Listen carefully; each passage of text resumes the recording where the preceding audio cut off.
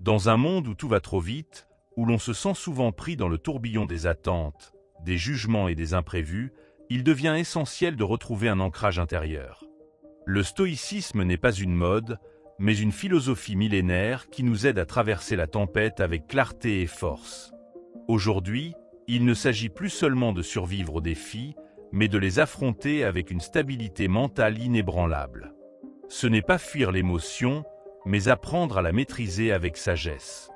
Dans cette vidéo, vous allez découvrir 10 règles stoïciennes puissantes pour renforcer votre esprit et retrouver le calme au milieu du chaos. Des principes simples, mais profonds, qui ont traversé les siècles et qui peuvent transformer votre quotidien. Chaque règle vous invite à prendre conscience de votre pouvoir intérieur et à l'exercer avec lucidité. Vous méritez de vivre une vie libre des chaînes de l'anxiété et de la frustration. Commençons ce voyage vers la véritable invincibilité mentale. Avant de commencer, aime la vidéo et abonne-toi à la chaîne pour ne manquer aucun de nos nouveaux contenus. Règle 1. Cultiver une force mentale inébranlable. Imagine que ton esprit est comme un muscle. Plus tu l'entraînes, plus il devient fort. Mais contrairement aux muscles du corps, la force mentale ne dépend pas des haltères ou des salles de sport. Elle se construit dans les petites épreuves du quotidien. Le stoïcisme nous apprend que tout commence par notre façon de percevoir les obstacles. Prends l'exemple d'une journée où tout semble mal tourner. Ton réveil sonne trop tard, il pleut des cordes et ton café se renverse. La plupart des gens râlent ou stressent. Mais toi, tu peux choisir une autre voie.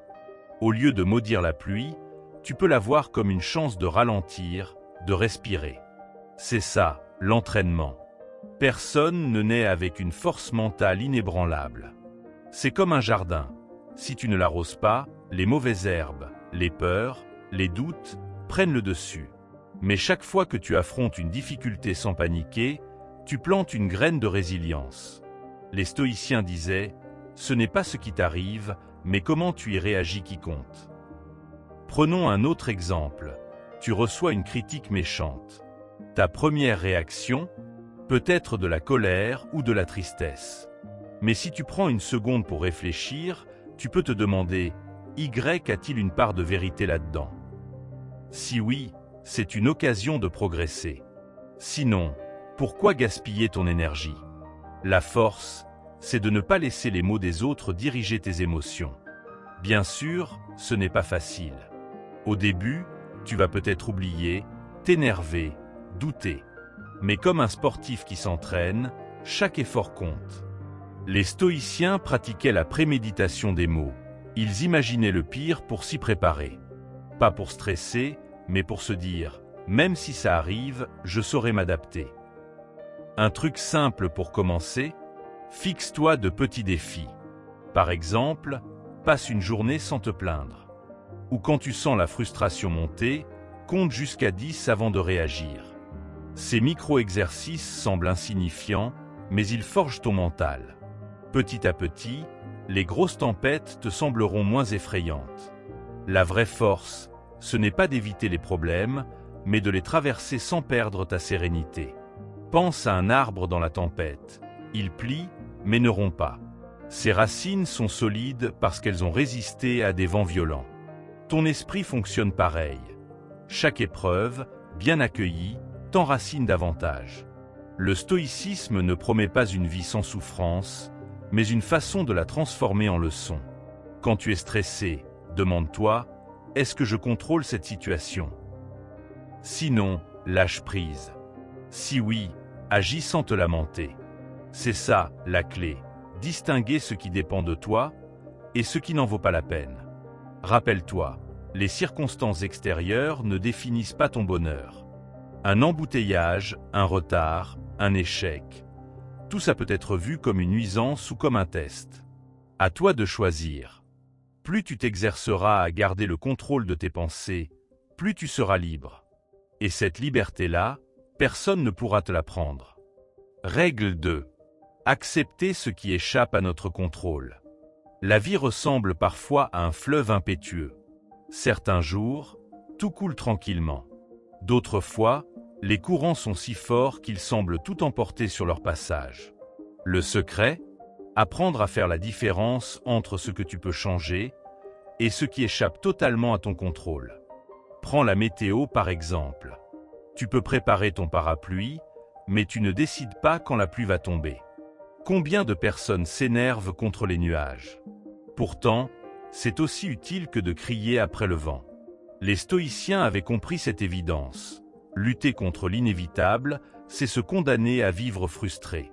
Maintenant, imagine que ton ami annule vos plans au dernier moment. Première réaction, la déception, peut-être même la colère. Mais pose-toi cette question magique. Est-ce que mon énervement va faire revenir mon ami? Bien sûr que non. Alors à quoi bon gaspiller ton calme intérieur pour quelque chose que tu ne peux pas modifier? Le vrai pouvoir réside dans ta façon d'interpréter les événements. Un retard dans les transports? Soit tu rumines en maudissant la SNCF, soit tu profites de ce temps imprévu pour lire, réfléchir ou simplement observer le monde autour de toi. La situation est identique, seule ta perception change. C'est ça, l'essence du stoïcisme, transformer les obstacles en opportunités. Prenons un exemple plus sérieux, la maladie. Personne ne choisit d'être malade. Mais chacun peut choisir comment y faire face. Certains s'effondrent, d'autres trouvent dans cette épreuve une force insoupçonnée. La différence ne vient pas de la maladie elle-même, mais de l'attitude adoptée face à elle. Essaie cet exercice simple aujourd'hui. Fais une liste des choses qui t'ont tracassé récemment. Maintenant, sépare-les en 2 colonnes. Ce que je contrôle et ce que je ne contrôle pas. Tu vas vite comprendre à quel point tu dépenses de l'énergie pour des choses qui ne valent pas la peine. Attention, accepter ce qu'on ne peut pas changer ne signifie pas devenir passif. Si ton toit fuit, bien sûr qu'il faut le réparer. Mais s'il pleut pendant les travaux, inutile de t'énerver contre les nuages. Concentre-toi sur ce qui dépend de toi. Le reste n'est qu'un bruit de fond. Les enfants comprennent souvent cela mieux que les adultes. Quand un jeu leur échappe, ils peuvent pleurer 5 minutes, puis passent à autre chose. Nous, les grands, nous ruminons parfois pendant des jours pour des choses encore plus futiles. Et si nous réapprenions cette sagesse spontanée?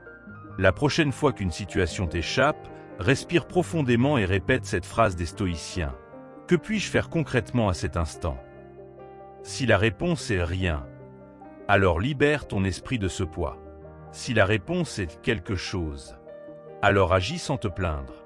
C'est aussi simple que ça. Rappelle-toi, tu ne contrôles pas les événements, mais tu contrôles toujours ta réaction. C'est dans cet espace de liberté que se trouve ta véritable puissance. Les vagues continueront de frapper le rivage. À toi d'apprendre à surfer plutôt qu'à lutter contre l'océan. Règle 3. Pratiquer la gratitude, même dans l'adversité. La gratitude, ce n'est pas simplement dire « merci » quand tout va bien. C'est une façon de voir le monde, même quand les choses tournent mal. Imagine que tu perds ton emploi. La première réaction, c'est souvent la peur ou la colère. Mais si tu cherches bien, tu peux aussi y trouver des raisons d'être reconnaissant, du temps pour réfléchir à une nouvelle direction, l'occasion d'apprendre de nouvelles compétences. Les stoïciens voyaient chaque obstacle comme une chance de progresser. Quand tu es coincé dans les embouteillages, au lieu de maudire la circulation, profitant pour écouter un podcast inspirant ou simplement pour observer le paysage. Ce petit changement d'attitude transforme un moment pénible en une pause inattendue. La vie devient plus légère quand on choisit de voir le verre à moitié plein. Prenons un exemple tout simple. Tu te réveilles avec un gros rhume. Tu pourrais te plaindre toute la journée, ou bien te dire « au moins, ce n'est qu'un rhume, pas quelque chose de plus grave ». Ce n'est pas du déni, mais une façon de remettre les choses en perspective. Les recherches scientifiques montrent d'ailleurs que cette pratique modifie littéralement ton cerveau pour le rendre plus résistant au stress. Essaie cet exercice ce soir. Avant de dormir, note 3 choses qui se sont bien passées dans ta journée, aussi petites soient-elles. Peut-être un rayon de soleil sur ton visage, un café partagé avec un ami, ou simplement le fait d'avoir un toit sur la tête. Avec le temps, tu entraîneras ton esprit à repérer automatiquement le positif, même dans les jours difficiles. Bien sûr, cela ne signifie pas ignorer les problèmes ou faire semblant que tout va bien. La gratitude stoïcienne, c'est reconnaître les difficultés tout en cherchant ce qu'elles peuvent apprendre. Un échec, c'est une leçon gratuite. Une critique, une occasion de t'améliorer. En changeant ton regard, tu changes ton expérience de la vie. Pense aux personnes qui ont traversé des épreuves terribles et en sont sorties plus fortes. Ce n'est pas ce qui leur est arrivé qui les a transformées, mais la façon dont elles ont choisi de le vivre. La gratitude dans l'adversité, c'est comme un muscle. Plus tu la pratiques, plus elle devient naturelle. Un autre truc efficace. Quand quelque chose de mauvais t'arrive, demande-toi, dans 10 ans, est-ce que cela aura encore de l'importance? La plupart du temps, la réponse est non. Cette simple question te rappelle que beaucoup de nos problèmes sont en fait temporaires et mineurs, si on les replace dans la grande perspective de notre vie. Les enfants sont des maîtres dans gratitude spontanée. Un bout de papier qui brille, une flaque à sauter, une histoire lue avant de dormir. Pour eux, chaque petite chose peut être source d'émerveillement. En grandissant, nous perdons souvent cette capacité. Et si nous la retrouvions, la prochaine fois que tu te sens submergé, arrête-toi une minute. Respire. Et trouve une seule chose, même toute petite, pour laquelle tu peux être reconnaissant à cet instant. Ce geste simple crée une pause dans le tourbillon des pensées négatives. Petit à petit, tu construiras une forteresse intérieure que les tempêtes extérieures ne pourront plus ébranler. Rappelle-toi, personne ne peut enlever ton droit de choisir ce sur quoi tu portes ton attention. Les difficultés font partie de la vie, mais la gratitude, c'est ton super pouvoir secret pour les traverser sans perdre ta joie ni ta sérénité. Règle 4. Se préparer mentalement aux difficultés. La vie est imprévisible. Un jour, tout semble parfait, et le lendemain, un coup dur peut tout chambouler. Mais voici le secret des stoïciens. On peut se préparer à l'inattendu. Pas en vivant dans la peur, mais en s'entraînant à réagir avec calme et lucidité, quoi qu'il arrive. Imagine que tu dois passer un entretien important. Au lieu de juste espérer que tout ira bien, prends quelques minutes pour visualiser ce qui pourrait mal se passer. Un trou de mémoire, une question piège, un jury impassible. En anticipant ces scénarios, tu réduis leur pouvoir de te surprendre. C'est comme un feu de camp. Si tu as déjà du bois sec à portée de main, l'allumer sous la pluie devient bien plus facile. Les stoïciens appelaient cela la préméditatio malorum, la préméditation des difficultés. Le but n'est pas de sombrer dans l'angoisse, mais de désamorcer la peur de l'inconnu. Par exemple, avant un voyage, pense à ce que tu ferais si ton vol était annulé. Avoir un plan B en tête te rend plus serein, même si tu n'en as finalement pas besoin. Prenons un exemple plus quotidien. Tu as une discussion délicate à avoir avec un proche. Au lieu de la redouter, passe en revue les réactions possibles. Colère, incompréhension, silence. En imaginant ces réponses à l'avance, tu seras moins déstabilisé si elles se produisent vraiment. Tu garderas le contrôle de tes émotions et de tes mots. Bien sûr, il ne s'agit pas de passer ta vie à imaginer le pire. Mais quelques minutes de préparation mentale peuvent éviter des heures de stress inutiles.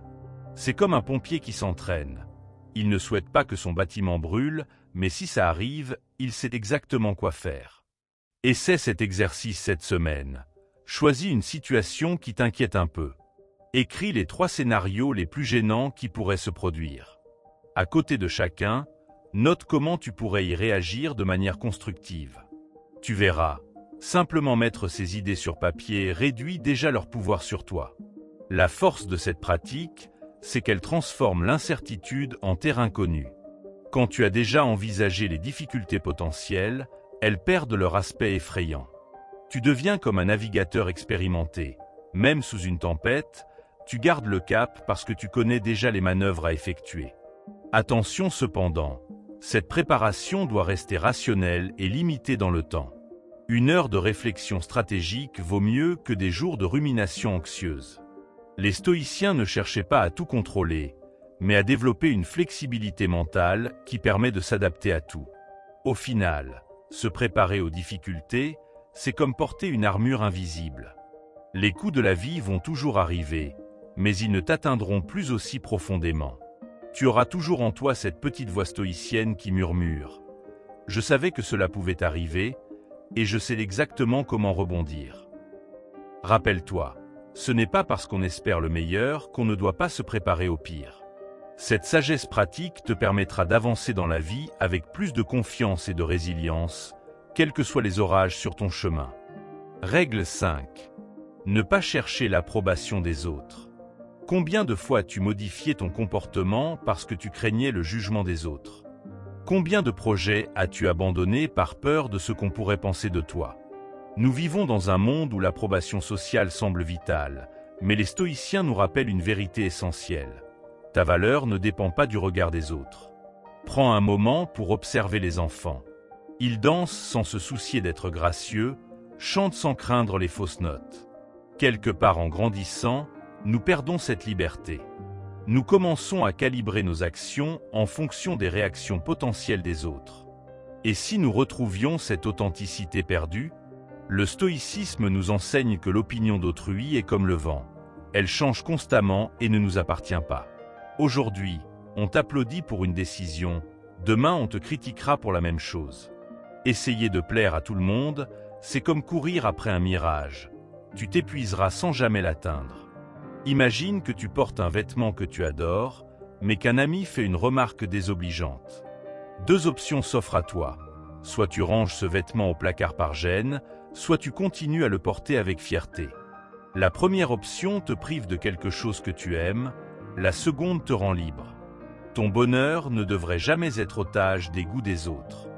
Bien sûr, cela ne signifie pas ignorer tous les conseils ou vivre en ermite.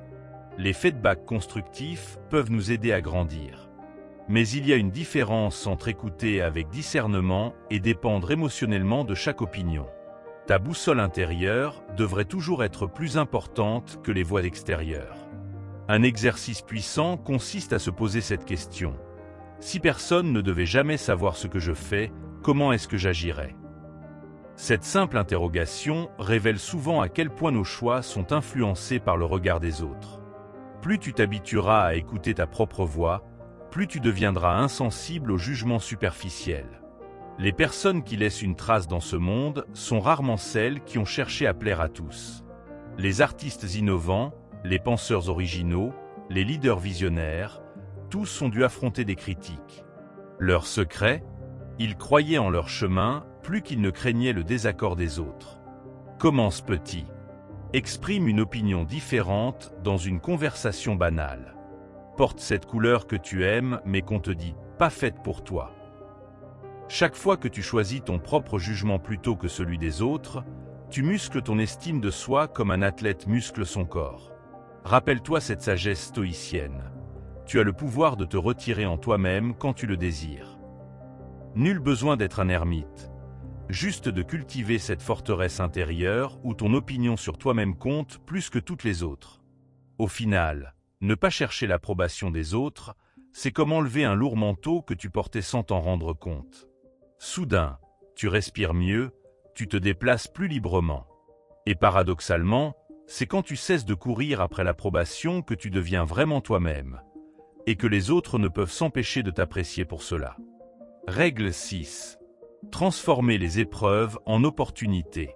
La vie ressemble parfois à un entraînement sportif intense. Plus l'exercice est difficile, plus il nous rend forts, à condition de l'aborder avec le bon état d'esprit. Les stoïciens voyaient chaque obstacle comme un professeur déguisé. Et si nous apprenions à décoder ces leçons, pense à la dernière fois où tu as affronté un vrai défi. Peut-être un échec professionnel, une rupture douloureuse ou un projet qui a mal tourné. Sur le moment, cela a dû te sembler insurmontable. Mais regarde en arrière. Cette épreuve ne t'a-t-elle pas appris des choses précieuses sur toi-même? Ne t'a-t-elle pas révélé des forces que tu ignorais posséder? Prends l'exemple d'une plante. Quand le vent souffle fort, ses racines doivent s'enfoncer plus profondément pour résister. Sans ces bourrasques, elle resterait fragile. Nous fonctionnons pareil. Chaque difficulté bien accueillie nous enracine davantage dans notre capacité à surmonter les tempêtes futures. C'est la magie de la résilience. Imagine deux personnes perdant leur emploi. La première sombre dans la dépression. La seconde profite de ce temps forcé pour se former, explorer de nouvelles pistes et finit par créer l'activité dont elle rêvait secrètement. La situation objective est identique, seule la perception diffère. Le stoïcisme nous enseigne précisément ce pouvoir de réinterprétation. Quand tu te retrouves face à un problème, pose-toi ces 3 questions puissantes. Qu'est-ce que cette situation m'oblige à développer comme qualité? Quelle opportunité cachée pourrait-elle contenir? Comment cette épreuve pourrait-elle me servir à long terme? Ces simples interrogations ouvrent des perspectives insoupçonnées. Les athlètes de haut niveau le savent bien. Ce sont leurs défaites qui les ont le plus fait progresser. Après chaque échec, ils analysent froidement leurs erreurs pour en tirer des enseignements. Nous pouvons appliquer la même méthode à notre vie quotidienne. Un conflit relationnel devient alors une leçon de communication, une erreur financière un cours accéléré de gestion. Attention cependant, il ne s'agit pas de nier la difficulté ou la douleur. Transformer les épreuves ne signifie pas faire semblant que tout va bien. C'est au contraire reconnaître pleinement la réalité tout en choisissant consciemment d'en extraire la substantifique moelle. Comme un alchimiste qui changerait le plomb en or. Commence par les petites choses. Un retard dans les transports, occasion de lire ce livre qui prend la poussière.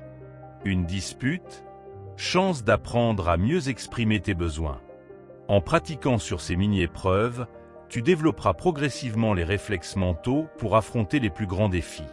Les personnes qui ont surmonté des épreuves majeures racontent souvent que, rétrospectivement, elles ne souhaiteraient pas les avoir évitées. Ces difficultés les ont sculptées, ont donné un nouveau sens à leur existence. Bien sûr, sur le moment, personne ne demande à souffrir. Mais nous pouvons choisir ce que nous faisons de cette souffrance. Au final, chaque épreuve contient son antidote. Comme ces plantes médicinales qui poussent juste à côté des poisons dans la nature. En adoptant cette vision stoïcienne, tu ne subis plus les événements, tu les utilises. Et c'est peut-être là le plus beau super-pouvoir. Transformer ce qui devait t'affaiblir en ce qui va finalement te rendre plus fort, plus sage, plus humain. Prenons l'exemple d'un entrepreneur dont le premier projet échoue lamentablement. Au lieu de voir cela comme une fin, il peut y trouver une mine d'or d'enseignement. Quelles erreurs éviter à l'avenir, quel partenaire ne plus choisir, quelle nouvelle approche tester. Ce qui semblait être un mur devient alors un tremplin. Les stoïciens disaient que chaque revers porte en lui les graines d'un futur succès, à condition de savoir les cultiver. Et si tu regardais tes propres échecs sous cet angle, la nature nous offre un modèle parfait de cette transformation. Lorsqu'un incendie ravage une forêt, tout semble perdu. Pourtant, ces flammes libèrent des graines enfouies dans le sol, permettant à de nouveaux arbres de pousser. Le sol enrichi par les cendres devient même plus fertile. Nos vies suivent le même cycle. Parfois, il faut que certaines choses brûlent pour laisser place à une croissance plus forte. La question n'est pas « pourquoi moi ?», mais « que peut renaître de ces cendres ?» Imagine que tu doives porter un lourd sac à dos chaque jour. Tu pourrais te plaindre de son poids, ou y voir un entraînement gratuit qui te rendra plus robuste. Les difficultés fonctionnent pareil. Un travail exigeant, école de discipline. Une relation compliquée, masterclass en patience. En changeant ton regard, tu transformes chaque fardeau en outil de développement personnel. C'est ça, la vraie alchimie stoïcienne. Les neurosciences confirment d'ailleurs cette approche. Lorsque nous affrontons des défis avec un état d'esprit de croissance, notre cerveau crée de nouvelles connexions neuronales. Littéralement, plus tu accueilles les épreuves comme des opportunités, plus ton cerveau se reconfigure pour devenir plus résilient. Tu ne t'adaptes pas seulement psychologiquement, tu changes physiquement. Tes difficultés actuelles sont en train de sculpter une version plus forte de toi-même, cellule par cellule. Pense aux plus grandes inventions de l'humanité.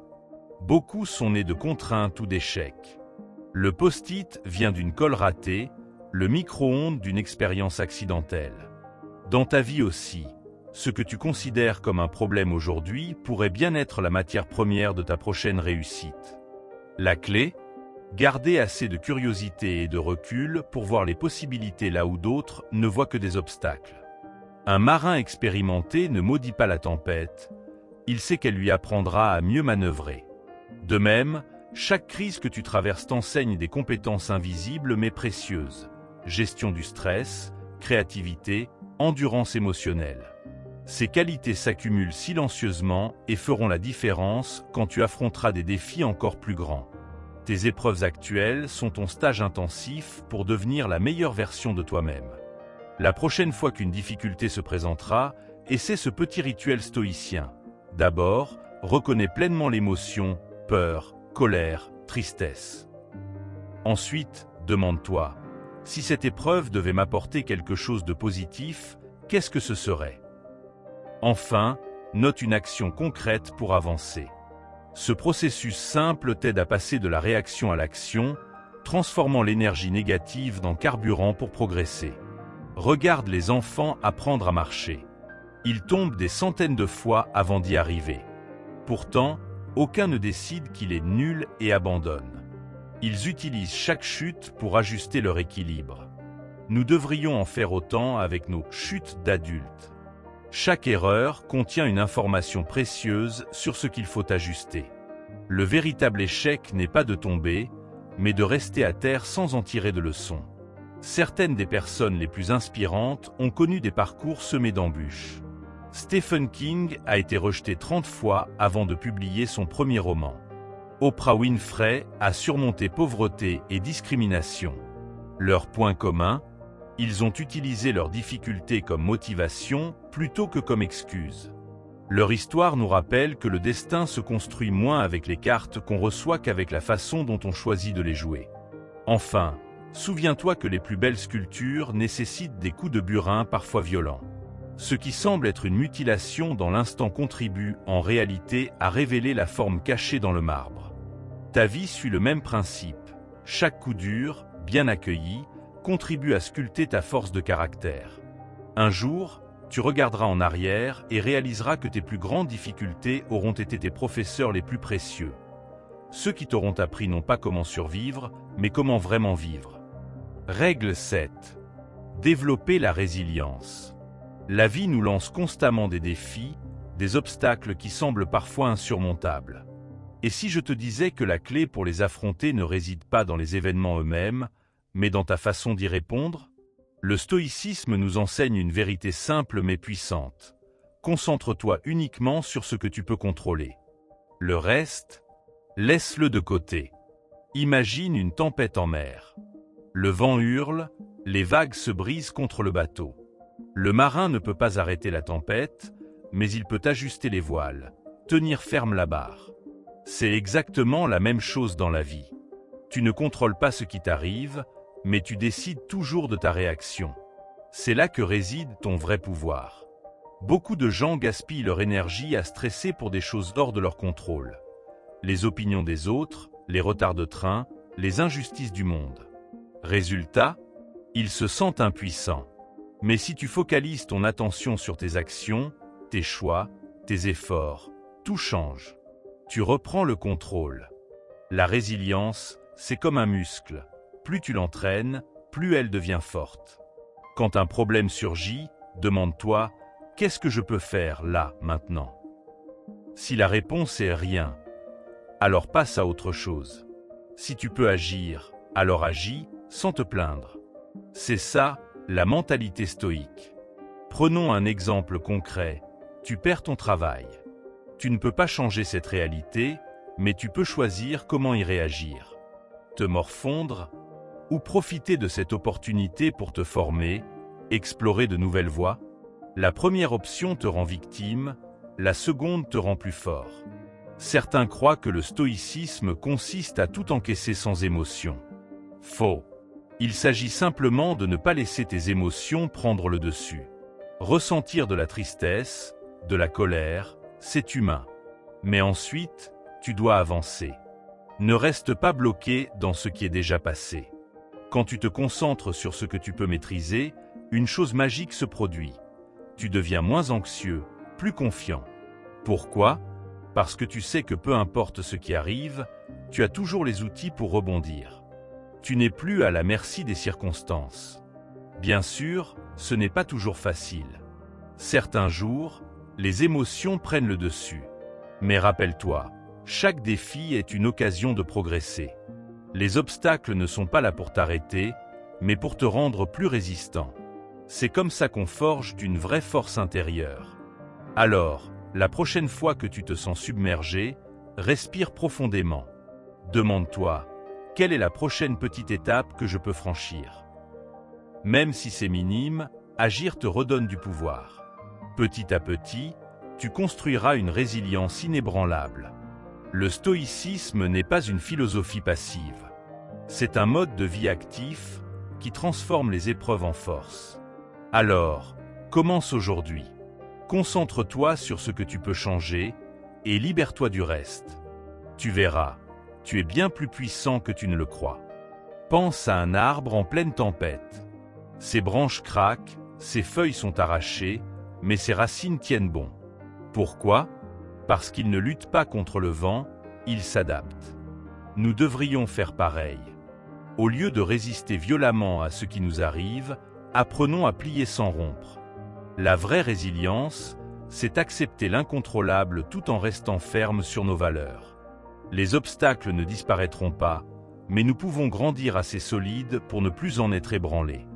Quand tout semble aller mal, rappelle-toi cette question, est-ce que ça importera dans 5 ans? Souvent, la réponse est non. Nous amplifions nos problèmes en leur donnant trop d'importance. Le stoïcisme nous invite à prendre du recul. Bien sûr, une dispute ou un échec fait mal sur le moment. Mais est-ce vraiment une catastrophe? En relativisant, tu gardes ton énergie pour ce qui compte vraiment. La résilience, c'est aussi savoir trier ses batailles. Imagine un forgeron qui travaille le métal. À chaque coup de marteau, le fer devient plus dur, plus résistant. Nos épreuves sont comme ce marteau. Elles nous frappent, mais elles nous façonnent. Au lieu de maudire les difficultés, vois-les comme des outils qui te forgent un caractère plus solide. Personne ne devient résilient en évitant les défis, c'est en les affrontant qu'on se transforme. La prochaine fois que tu souffres, demande-toi, quelle leçon puis-je en tirer? Certains attendent d'être prêts pour agir. Mais la vérité, c'est qu'on ne sera jamais totalement prêt. La résilience s'apprend dans l'action, pas dans la théorie. Tu as peur de parler en public? Inscris-toi à un atelier. Tu redoutes un changement? Fais un premier pas, même petit. Chaque action renforce ta confiance et diminue ta peur. Le courage n'est pas l'absence de crainte, mais la décision d'avancer malgré elle. Observe les enfants. Quand ils tombent, ils pleurent un instant, puis se relèvent et recommencent. Ils ne ruminent pas leur échec, ne se disent pas « je suis nul ». Nous, adultes, compliquons tout avec nos jugements. Et si on apprenait d'eux, une chute n'est qu'une chute. Ce qui compte, c'est de se relever, encore et encore. La résilience, c'est ce refus de rester à terre. Dans la nature, le bambou plie sous l'orage mais ne casse jamais. Sa force vient de sa flexibilité. Nous devrions en faire autant. Quand la vie te met à l'épreuve, sois comme le bambou, résiste sans rigidité. Accepte que certaines choses échappent à ton contrôle, mais garde ta capacité à rebondir. La rigidité mène à la rupture, la souplesse à la survie. On croit souvent que les personnes résilientes sont insensibles. En réalité, elles ressentent tout autant. Elles choisissent simplement de ne pas se laisser paralyser. Pleurer une perte, c'est normal. Craindre l'inconnu, c'est humain. Mais après, sois triste, puis agis. Sois inquiet, puis prépare-toi. Les émotions sont des passagères, pas des pilotes. La résilience, c'est aussi une question d'entourage. Personne ne se bat seul. Entoure-toi de ceux qui te tirent vers le haut, pas de ceux qui alimentent tes doutes. Les stoïciens parlaient de communauté vertueuse, des gens qui te rappellent tes forces quand tu les oublies. Demande-toi, est-ce que cette personne m'aide à grandir ou à m'effondrer? Et ajuste ton cercle en conséquence. Parfois, la meilleure façon de traverser une épreuve, c'est de rire d'elle.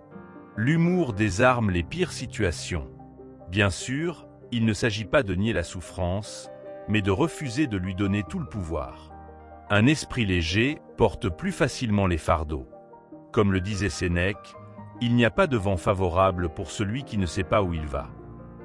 Alors, garde le cap, mais sans te prendre trop au sérieux. Enfin, souviens-toi, tu as déjà surmonté des épreuves par le passé. À chaque fois, tu as trouvé en toi les ressources nécessaires. Cette fois ne sera pas différente. La résilience n'est pas un super-pouvoir réservé à quelques-uns. C'est une compétence que tu peux cultiver chaque jour. Commence maintenant. Aujourd'hui, choisis une petite difficulté et affronte-la calmement. Demain, tu seras un peu plus fort. Et c'est comme ça qu'on avance. Règle 8. Sortir de la mentalité de victime. La vie n'est pas toujours juste. Des choses difficiles nous arrivent à tous, parfois sans raison apparente. Mais il y a une différence cruciale entre reconnaître qu'on a souffert et se considérer comme une victime éternelle. Les stoïciens nous enseignent que notre véritable pouvoir réside dans la façon dont nous choisissons de répondre à ces épreuves. Imagine deux personnes qui ont vécu le même événement difficile, un licenciement injuste, par exemple. La première passe des années à se plaindre du système, de son ancien patron, de la malchance. La seconde, après avoir ressenti la douleur, se demande « Comment rebondir ? Quelle nouvelle porte pourrait s'ouvrir ?» La situation est identique, mais leur approche crée deux réalités complètement différentes.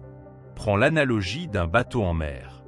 Tu ne peux pas contrôler le vent ni les courants, mais tu peux toujours ajuster tes voiles et ton gouvernail.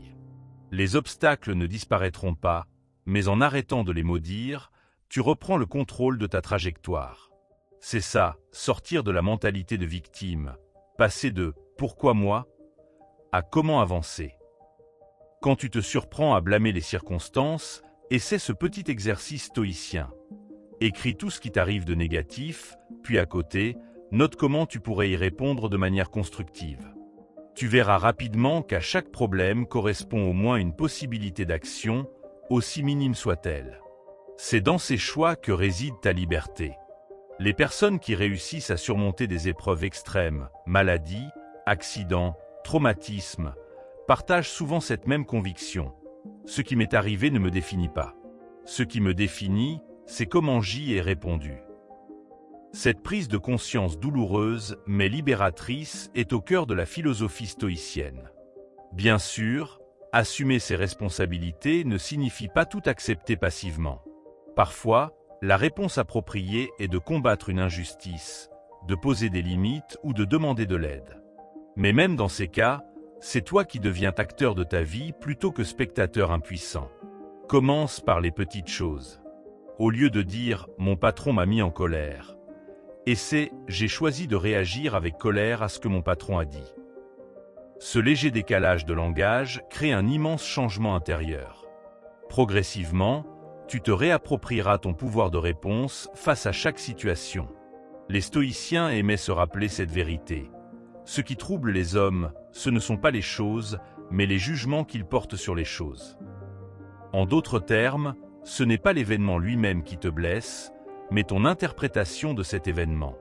Changer ce regard, c'est retrouver ta souveraineté intérieure. Rappelle-toi que chaque fois que tu rejettes la mentalité de victime, tu gagnes en force et en dignité. Les défis ne disparaissent pas, mais ils perdent leur pouvoir de te définir. Tu deviens comme un roseau, capable de plier sous la tempête sans jamais rompre, parce que tes racines, ton sens des responsabilités, restent fermement ancrés en toi. Au final, sortir de la mentalité de victime, c'est comme passer du statut de personnage secondaire dans ton propre film à celui de réalisateur.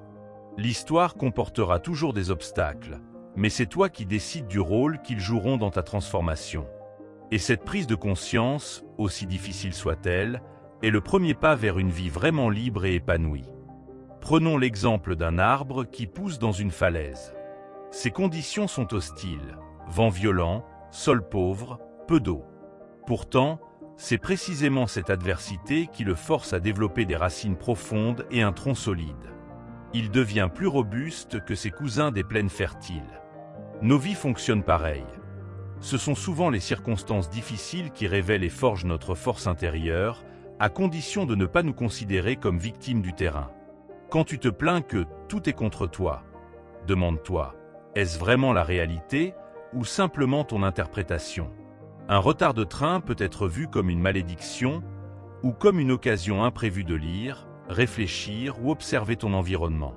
Le stoïcisme nous apprend que la plupart des malheurs contiennent en germe des opportunités, mais notre mentalité de victime nous empêche de les voir. Et si tu faisais l'expérience, juste aujourd'hui, de chercher systématiquement le cadeau caché dans chaque contrariété? Les neurosciences ont découvert que notre cerveau possède une capacité appelée neuroplasticité. Cela signifie que plus nous pratiquons une façon de penser, plus elle devient automatique. En cultivant délibérément une attitude responsable face aux défis, tu modifies physiquement ton cerveau pour devenir plus résilient. Chaque fois que tu choisis l'action plutôt que la plainte, tu sculptes littéralement ton esprit pour le futur. Imagine deux prisonniers dans la même cellule. L'un passe ses journées à maudire ses geôliers, l'autre profite de ce temps forcé pour apprendre une nouvelle langue grâce aux livres de la bibliothèque. Extérieurement, leur situation est identique, mais intérieurement, ils vivent des réalités radicalement différentes. Lequel des deux est vraiment libre? Cette métaphore illustre comment, même dans les pires circonstances, nous conservons toujours un espace de liberté intérieure. La prochaine fois que tu te surprends à dire « je n'ai pas le choix », remplace cette phrase par « je choisis de ». Même dans les situations les plus contraintes, il existe toujours une marge de manœuvre, si minime soit-elle. Un employé maltraité peut choisir de chercher un autre travail, de dénoncer les abus, ou au minimum, de choisir son attitude intérieure face à la situation. Ce changement de langage modifie profondément ta perception du pouvoir que tu possèdes réellement. Les personnes qui ont surmonté des traumatismes graves, guerres, accidents, maladies, témoignent souvent que le tournant a été le moment où elles ont cessé de demander « pourquoi moi ?», pour commencer à se demander comment utiliser cette épreuve. Ce déplacement subtil mais puissant marque le passage de la passivité à l'action, de la victimisation à la responsabilisation. Leur douleur ne disparaît pas, mais elle cesse de définir leur identité. Pratique cet exercice simple. Chaque soir, note 3 situations où tu as initialement ressenti de la frustration ou de l'impuissance, puis pour chacune, écris une façon dont tu aurais pu y répondre de manière proactive. En quelques semaines, tu entraîneras ton esprit à repérer automatiquement les possibilités d'action là où tu ne voyais auparavant que des obstacles. C'est un entraînement mental aussi concret que la musculation pour un athlète. Observe comment les jeunes enfants réagissent aux chutes lorsqu'ils apprennent à marcher. Ils ne restent pas à terre en accusant le sol d'être trop dur ou leurs jambes d'être trop faibles. Ils se relèvent et réessaient immédiatement, concentrés sur leur objectif. Nous naissons avec cette résilience naturelle, mais l'éducation et la société nous apprennent souvent à la remplacer par des plaintes et des excuses. Retrouver cette attitude enfantine face aux chutes de la vie est un puissant antidote à la mentalité de victime. Dans les arts martiaux, on apprend d'abord à recevoir les coups avant d'apprendre à les donner. Cette philosophie s'applique parfaitement à la vie. En cessant de considérer les difficultés comme des attaques personnelles, mais plutôt comme des occasions de développer nos capacités, nous transformons chaque adversaire en professeur. Le coup qui devait nous affaiblir devient alors une leçon qui nous renforce, à condition d'accepter d'être l'élève plutôt que la victime. Rappelle-toi cette vérité essentielle. Personne ne peut te blesser sans ton consentement. Ce n'est pas ce qui t'arrive qui compte, mais le sens que tu choisis de lui donner.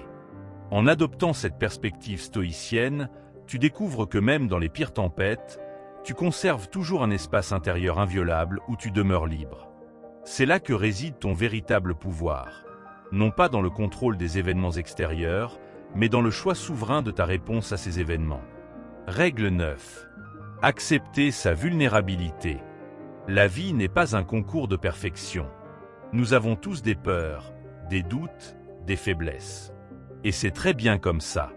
Le problème, ce n'est pas d'être vulnérable, c'est de croire qu'il faut cacher cette vulnérabilité à tout prix. Le stoïcisme ne nous apprend pas à être invincible, mais accepter nos limites avec courage. Imagine un arbre pendant une tempête. Plus il est rigide, plus il risque de casser. Celui qui plie un peu résiste mieux. Nous sommes pareils. Quand nous reconnaissons nos fragilités au lieu de les nier, nous devenons paradoxalement plus forts. C'est en acceptant nos peurs que nous apprenons à les dominer. Beaucoup passent leur vie à jouer un rôle, à porter un masque de force constante. Mais à quoi bon? Cette comédie épuise et nous éloigne de nous-mêmes. La vraie force, c'est de dire parfois « j'ai peur, je ne sais pas, j'ai besoin d'aide ». Ces mots ne nous affaiblissent pas, ils nous rendent humains et donc plus authentiques. Prenons un exemple simple. Tu dois prendre la parole en public et tu trembles. Tu peux soit faire semblant de ne pas stresser, soit reconnaître ton trac et passer à l'action malgré lui. La deuxième option est bien plus puissante. Tes mains peuvent trembler, mais ta voix portera quand même. C'est ça, le vrai courage.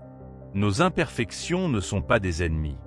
Regarde les cicatrices d'un guerrier, elles racontent ses batailles, ses défaites et ses victoires. Tes propres cicatrices, mentales ou émotionnelles, font pareil.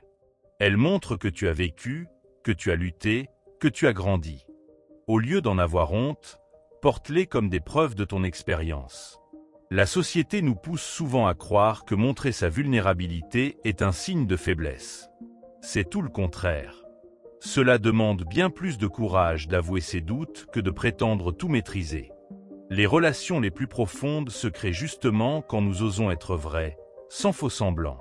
Quand tu acceptes tes peurs au lieu de les fuir, quelque chose de magique se produit. Elles perdent de leur pouvoir. Une peur regardée en face devient moins effrayante. C'est comme un monstre sous le lit, allume la lumière et tu verras qu'il n'était pas si terrible. La sérénité vient de cette acceptation lucide. Bien sûr, ce n'est pas facile tous les jours. Certaines vulnérabilités sont profondément ancrées. Mais rappelle-toi, Rome ne s'est pas construite en un jour. Commence petit. Identifie une petite peur ou imperfection que tu peux accepter aujourd'hui. Demain, tu iras un peu plus loin. Petit à petit, tu te sentiras plus libre. Le stoïcisme nous enseigne à distinguer ce qui dépend de nous de ce qui n'en dépend pas. Nos imperfections font partie de nous, mais notre attitude face à elles nous appartient. Nous pouvons choisir de les combattre inutilement ou de les transformer en alliés. Ce choix fait toute la différence. Alors respire profondément. Regarde-toi dans le miroir avec bienveillance. Tu n'es pas parfait, et c'est parfait comme ça. C'est dans cette acceptation que tu trouveras une force tranquille, une sérénité qui ne dépend plus des regards extérieurs. Voilà le chemin vers une vie plus authentique et plus légère. Pense aux plus grandes personnes que tu admires. Si tu examines leur vie de près, tu découvriras qu'elles aussi ont connu des échecs retentissants et des moments de profonde vulnérabilité. La différence, elles ont utilisé ces expériences comme tremplin plutôt que comme excuse. Leur authenticité, née de l'acceptation de leurs imperfections, est précisément ce qui les rend inspirantes. Nous n'avons pas à être parfaits pour être remarquables. La nature nous offre un bel exemple avec les coquillages. Lorsqu'un grain de sable irrite une huître, elle ne peut l'expulser. Alors elle l'enrobe lentement, le transformant en perle. Nos vulnérabilités sont comme ces grains de sable. En les acceptant et en travaillant avec elles, nous pouvons en faire nos plus belles qualités. Ce qui nous irrite peut devenir ce qui nous rend uniques. Beaucoup de souffrances inutiles viennent de notre résistance à accepter ce qui est. Comme nager à contre-courant, nous nous épuisons en luttant contre la réalité. Quand nous cessons cette lutte, nous découvrons que le courant peut nous porter vers des rives nouvelles. Accepter sa vulnérabilité, c'est cesser de gaspiller son énergie à prétendre être ce qu'on n'est pas. Dans les arts martiaux, on apprend d'abord à tomber avant d'apprendre à se battre. Cette sagesse s'applique à la vie. Savoir accepter ses chutes, ses faiblesses, c'est la base pour développer une véritable force intérieure. Celui qui croit ne jamais tomber se blessera gravement au premier contact avec la réalité. Nos vulnérabilités reconnues deviennent notre meilleure protection. Imagine un acteur sur scène qui aurait peur d'oublier son texte. S'il passe tout son temps à craindre ce moment, il ne sera jamais présent dans son jeu. Mais s'il accepte cette possibilité, il peut même en faire une force, improviser et créer quelque chose d'unique. Nos peurs deviennent moins menaçantes quand nous leur faisons de la place au lieu de les refouler. Les relations authentiques naissent dans les moments de vulnérabilité partagée. Quand deux personnes osent montrer leurs vraies faiblesses sans masque, une connexion profonde peut se créer. Paradoxalement, c'est en révélant nos fragilités que nous construisons les liens les plus solides. La vulnérabilité bien assumée devient alors un pont plutôt qu'une faille. Certains jours, accepter ses limites signifie simplement pouvoir dire « aujourd'hui, c'est assez ». Dans une société qui vante la performance constante, savoir s'arrêter quand on atteint ses limites est un acte de courage. Ces moments où nous reconnaissons humblement notre humanité sont souvent ceux où nous reprenons contact avec notre sagesse intérieure. L'histoire regorge d'exemples où des faiblesses apparentes se sont transformées en force. Le bégaiement de Démosthène l'a poussé à devenir un grand orateur. Les difficultés physiques de Stephen Hawking n'ont pas empêché son esprit de voyager dans l'univers. Ce qui semble être un handicap peut devenir le moteur d'une détermination exceptionnelle. Pratiquer l'acceptation de sa vulnérabilité, c'est comme apprendre une nouvelle langue. Au début, cela semble étrange et inconfortable. Mais avec le temps, on découvre qu'elle permet d'exprimer des nuances que notre langue de façade ne pouvait pas traduire. On accède à des parts de soi restées longtemps muettes. En fin de compte, accepter sa vulnérabilité, ce n'est pas renoncer à s'améliorer. C'est simplement commencer ce chemin à partir de la vérité plutôt que du mensonge. Comme un architecte doit d'abord connaître les vraies caractéristiques du terrain avant de bâtir, nous devons reconnaître nos bases réelles pour construire une vie solide et authentique. Règle 10. Maîtriser le dialogue intérieur. Notre esprit est comme une radio qui diffuse en permanence. Parfois, c'est une musique douce qui nous apaise. D'autres fois, ce sont des critiques acerbes qui nous minent. La bonne nouvelle, nous pouvons choisir la station. Le stoïcisme nous apprend que notre bonheur dépend moins des événements extérieurs que de notre dialogue intérieur. Et ce dialogue, nous pouvons le maîtriser. Imaginez deux personnes face au même échec. La première se dit « Je suis nul, je n'y arriverai jamais ». La seconde pense « J'ai échoué cette fois, mais je vais apprendre et réessayer ». La situation est identique, mais l'issue sera radicalement différente. Notre voix intérieure façonne notre réalité bien plus que les circonstances elles-mêmes. Combien de fois par jour nous parlons-nous de manière que nous n'accepterions jamais de la part d'autrui? Nous nous insultons, nous doutons, nous catastrophisons. Pourtant, nous serions les premiers à consoler un ami qui tiendrait ce même discours. Pourquoi cette injustice envers nous-mêmes? Le premier pas vers la maîtrise de nos pensées est de prendre conscience de cette cruauté intérieure. La méditation offre un outil précieux, l'observation neutre. Au lieu de vous identifier à chaque pensée négative « je suis stressé », apprenez à les voir passer comme des nuages « je remarque que je me sens stressé ». Cette distance change tout. Vous n'êtes pas vos pensées, vous êtes celui qui les observe. Ce simple décalage ouvre un espace de liberté où le choix devient possible. Les stoïciens pratiquaient l'examen quotidien. Le soir, ils revisitaient leurs pensées de la journée. Sans jugement, mais avec lucidité. Quelles pensées m'ont servi? Lesquelles m'ont desservi? Cet exercice simple, pratiqué régulièrement, affine progressivement notre capacité à discerner les pensées utiles des toxiques. Comme un muscle, cette vigilance se développe avec l'entraînement. Quand une pensée négative surgit, posez-vous ces 3 questions stoïciennes. Est-ce vrai? Est-ce utile? Est-ce sous mon contrôle? Souvent, nous découvrons que nos pires scénarios sont des fictions mentales. Les garder à l'esprit ne sert qu'à nous faire souffrir. Alors pourquoi continuer? Cette trick question est un filtre puissant pour assainir notre paysage mental. Notre cerveau a un biais naturel vers le négatif, héritage évolutif qui nous poussait à anticiper les dangers. Mais aujourd'hui, ce mécanisme souvent nous dessert.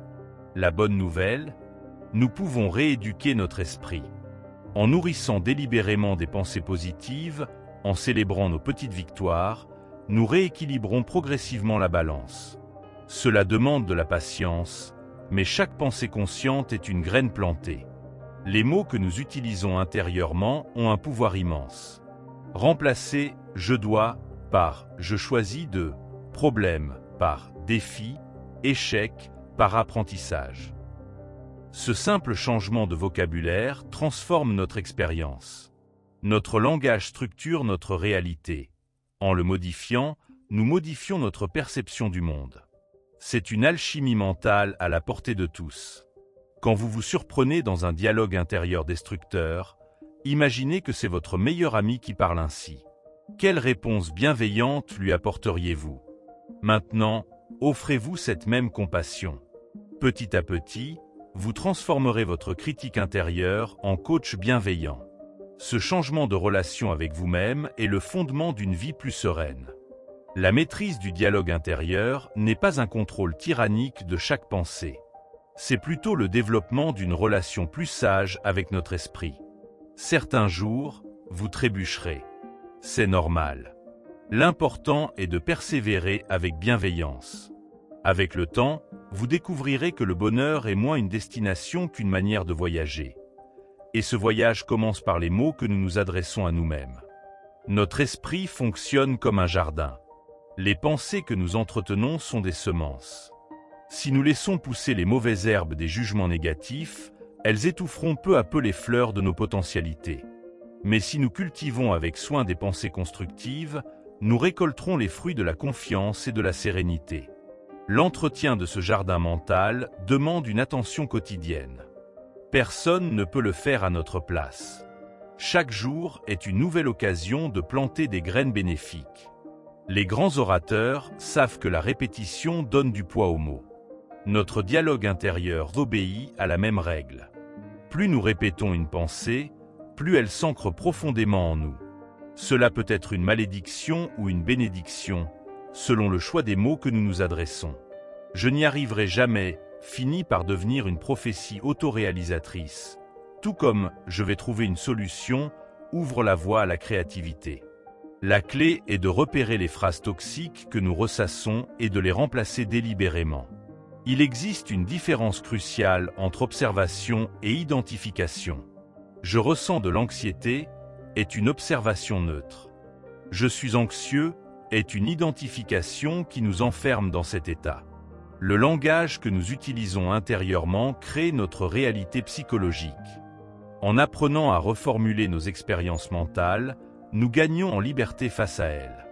Cette nuance linguistique peut sembler minime, mais son impact sur notre bien-être est considérable. Les enfants apprennent à parler en imitant leurs parents.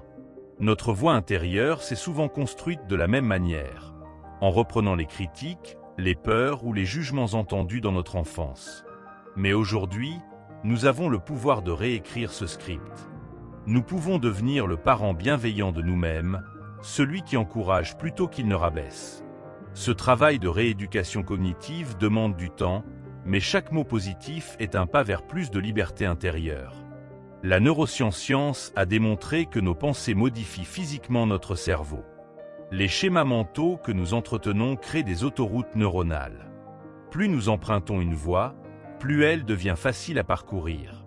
Cela explique pourquoi changer nos habitudes mentales est si difficile au début. Mais chaque effort conscient pour modifier notre dialogue intérieur commence à tracer de nouveaux chemins neuronaux. Avec la persévérance, ces sentiers deviendront à leur tour des routes praticables. Les moments de transition sont des opportunités idéales pour observer notre dialogue intérieur. Au réveil, pendant une douche, dans les transports.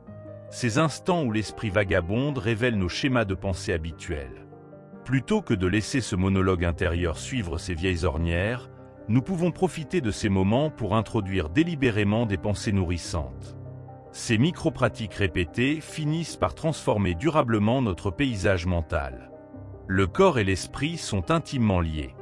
Lorsque nous modifions notre posture physique, épaules ouvertes, tête droite, sourire léger, notre dialogue intérieur change aussi. Inversement, une pensée positive influence immédiatement notre respiration et notre tension musculaire. Cette interaction permanente nous offre un levier puissant. En agissant sur le physique, nous pouvons influencer le mental, et vice-versa. C'est une porte d'entrée souvent négligée pour transformer nos schémas internes. Les artistes savent que l'espace entre les notes crée la musique. De même, les silences dans notre dialogue intérieur sont essentiels. La méditation, la marche consciente, ou simplement des moments de pause permettent à notre esprit de s'apaiser. Dans ces intervalles de calme, nous découvrons souvent que beaucoup de nos pensées anxieuses étaient simplement le fruit d'un mental trop stimulé. Le silence intérieur est un terreau fertile pour des pensées plus claires et plus sages. Notre culture valorise l'action visible, mais le travail le plus important se produit dans le secret de nos pensées. Un athlète passe des heures à visualiser ses performances avant de les réaliser. Un musicien répète mentalement ses gammes. De la même manière, nous pouvons nous entraîner à développer un dialogue intérieur soutenant. Ces répétitions mentales préparent le terrain pour des changements concrets dans notre vie quotidienne. Ce qui se passe dans notre esprit finit toujours par se matérialiser. Il est utile de considérer notre voix intérieure comme un conseiller plutôt que comme un dictateur. Nous n'avons pas à croire ou obéir à chaque pensée qui surgit. Nous pouvons les accueillir avec curiosité, puis choisir celles qui méritent notre attention. Cette relation mature avec notre monde intérieur est la marque d'une véritable maîtrise de soi. Au fil du temps, nous apprenons à distinguer les pensées qui nous élèvent de celles qui nous limitent et à donner consciemment plus de poids aux premières. Notre dialogue intérieur agit comme un filtre invisible à travers lequel nous interprétons le monde. Deux personnes vivant la même situation peuvent en avoir des expériences radicalement différentes selon ce qu'elles se disent intérieurement. En prenant conscience de ce mécanisme, nous obtenons un pouvoir extraordinaire, celui de choisir nos interprétations. Ce n'est pas de la naïveté, mais une stratégie consciente pour orienter notre expérience vers plus de sérénité et de possibilités. Les pensées automatiques négatives sont comme de vieux disques rayés qui tournent en boucle dans notre esprit. Je ne suis pas à la hauteur, ça va mal tourner, personne ne m'apprécie. Ces refrains toxiques se sont installés à notre insu au fil des années. La bonne nouvelle, nous pouvons changer le disque. Cela demande d'abord de reconnaître ces patterns, puis de les contredire systématiquement avec des preuves contraires tirées de notre expérience réelle. Le langage que nous utilisons intérieurement crée notre réalité émotionnelle. Dire « je traverse un moment difficile » au lieu de « ma vie est un désastre » change complètement notre ressenti. Le premier énoncé est précis et temporaire, le second généralisé et permanent. En affinant notre vocabulaire intérieur, nous modifions subtilement mais profondément notre expérience émotionnelle. Les mots sont des outils puissants. Choisissons-les avec soin. Nos pensées les plus limitantes portent souvent des déguisements convaincants. Elles se présentent comme des réalités objectives, alors qu'elles ne sont que des interprétations. Un exercice puissant consiste à précéder nos pensées stressantes par « je remarque que je pense que ». Cette simple formule crée une distance salutaire, nous permettant de remettre en question ces vérités apparentes. Ce qui résiste à cet examen mérite notre attention, le reste peut être laissé de côté. Le cerveau humain est câblé pour détecter les menaces, un héritage de survie qui nous dessert souvent aujourd'hui. Une pensée négative attire immédiatement notre attention comme un signal d'alarme, tandis qu'une pensée positive passe souvent inaperçue. Nous pouvons contrebalancer ce biais en consacrant délibérément quelques minutes chaque jour à repérer et savourer les pensées constructives. Comme un muscle, cette aptitude se développe avec la pratique. Les moments de doute sont inévitables, mais nous pouvons choisir comment y répondre intérieurement. Au lieu d'un « je suis nul » automatique, essayez « je suis en train d'apprendre ». Transformez « je ne devrais pas avoir ce problème » en « qu'est-ce que cette difficulté m'apprend ?» Ce léger décalage dans la formulation change tout, d'une condamnation à une opportunité d'évolution. La vie nous envoie des défis. Notre dialogue intérieur décide si nous les vivons comme des crises ou comme des leçons. Certaines personnes entretiennent avec leur esprit une relation conflictuelle, essayant de supprimer violemment les pensées indésirables. Cette lutte est épuisante et contre-productive. Une approche plus sage consiste à observer nos pensées avec détachement, comme des nuages passant dans le ciel de notre conscience. Les pensées ne sont pas nous, elles nous traversent. En cultivant cette attitude d'observation bienveillante, nous réduisons leur emprise sur nous. Notre dialogue intérieur influence directement notre niveau d'énergie. Des pensées catastrophistes drainent nos ressources mentales, tandis que des pensées équilibrées les préservent. En période de stress, il est particulièrement crucial de surveiller notre consommation mentale. Posons-nous régulièrement cette question. Est-ce que cette pensée me sert ou m'épuise? Ce simple filtre peut nous éviter bien des gaspillages d'énergie précieuse. La nuit offre un terrain propice pour travailler notre dialogue intérieur. En notant chaque soir 3 choses positives de la journée, aussi petites soient-elles, nous entraînons notre esprit à repérer le constructif plutôt que de ruminer le négatif. De même, une courte visualisation de réussite avant de dormir programme notre inconscient pour le lendemain. Ces pratiques nocturnes discrètes mais régulières produisent des effets cumulatifs remarquables. La maîtrise du dialogue intérieur n'est pas un objectif à atteindre, mais un chemin à parcourir. Certains jours seront plus faciles que d'autres. L'important est de persévérer avec bienveillance envers soi-même. Chaque instant où nous choisissons consciemment une pensée soutenante plutôt qu'une pensée limitante est une victoire.